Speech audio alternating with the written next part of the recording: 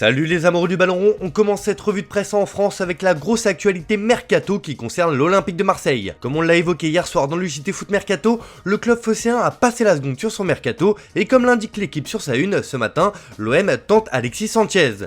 Les dirigeants marseillais négocient avec l'entourage du Chilien depuis plusieurs jours, mais de nombreux obstacles se dressent encore sur leur route avant de pouvoir envisager une signature de l'attaquant de l'Inter. Une information qui fait également la une de la Provence qui rajoute que Nuno Tavares d'Arsenal arrive en attendant Sanchez. Bref, l'OM fonce sur de nouvelles recrues et pourrait bien réussir un gros coup.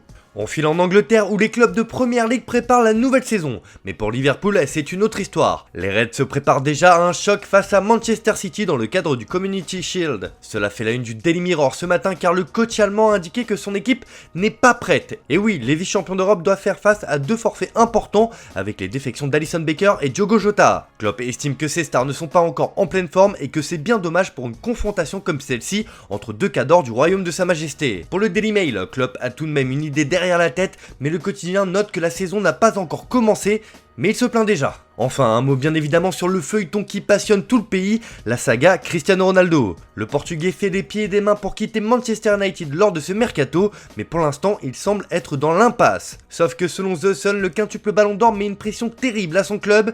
Il aurait signifié à sa direction qu'il tenait dans sa main une proposition d'un club rival aux Red Devils et l'aurait pressé de fixer un tarif pour son transfert. Pourtant, aucune demande de renseignement n'est parvenue jusqu'au bureau des dirigeants, surtout les têtes pensantes mancuniennes auraient répondu que sa valeur est inestimable, ce qui fait dire au tabloïd que Man U résiste dans ce bras de fer.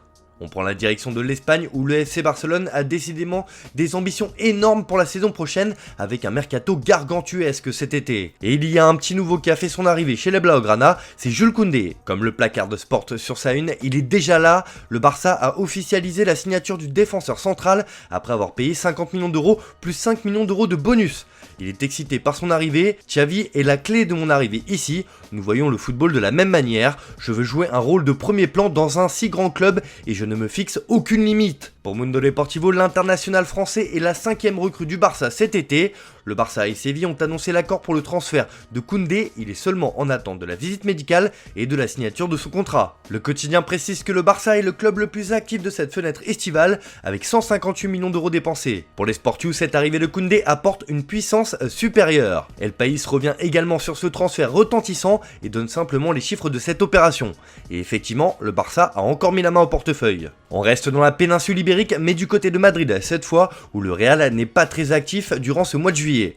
Et oui, la Casablanca a bouclé très vite ses renforts avec Tchouaméni et Rudiger notamment, et surtout cela laisse du temps pour prévoir la suite. C'est pour cela que le quotidien AS se projette et annonce qu'un autre neuf est possible. Madrid envisagera de signer un attaquant si Mayoral, Asensio ou Ceballos partent. Voici le portrait robot, jeune, communautaire, à un prix raisonnable et prêt à être remplaçant. Le journal local donne même des pistes de réflexion pour les dirigeants avec Benjamin Sesko du RP Salzbourg, de son coéquipier Noah Okafor, Armando Broja de Chelsea, le français Jorginho Rutter d'Offenheim et bien d'autres encore. Bref, les plus grands talents de demain à ce poste qui pourraient prendre un jour la succession de la légende Karim Benzema. Allez, on traverse les Alpes, direction l'Italie où l'AS Roma est décidément en forme sur ce mercato.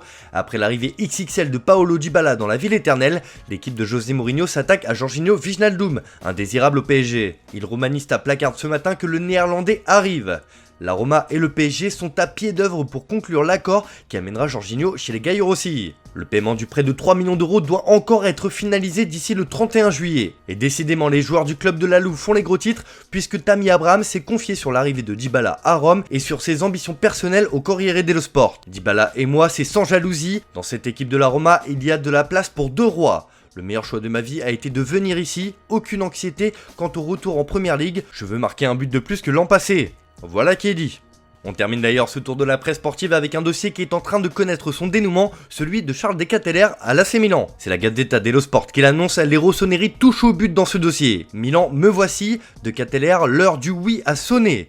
Il ne s'entraîne pas avec Bruges et se prépare à atterrir, les rossoneri espèrent conclure aujourd'hui. Alors que les négociations entre toutes les parties sont engagées depuis de nombreux jours, l'issue sur un accord total est positive. Le champion d'Italie en titre proposerait ainsi un chèque de 31 millions d'euros plus 4 de bonus pour s'attacher les services du joueur de 21 ans qui souhaite franchir un palier dans sa carrière. Et cela semble être en passe de se réaliser. Voilà, c'est tout pour aujourd'hui, bonne journée à tous, on se retrouve cet après-midi pour le JT Foot Mercato.